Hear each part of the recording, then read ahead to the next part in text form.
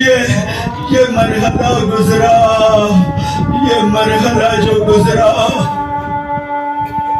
इसके बाद अब लाइनों ने ऐलान किया, कहा चलो हुसैन के जिनके घर में इज्जत है ये जुमला सुन सकते हो, और जिनको अपने घर की इज्जत प्यारी है, सुनोगे लाइनों ने कहा आजाद की चादर लूट,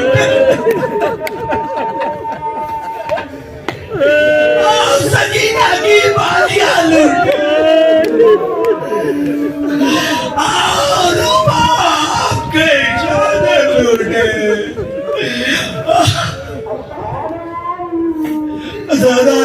इन्होंने गुरु को लगाई।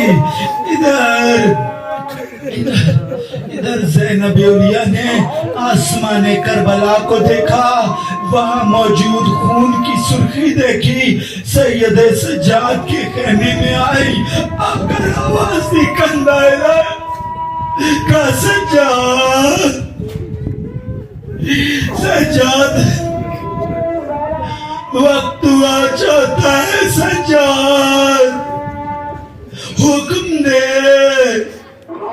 जल के मर जाए या बाहर निकल।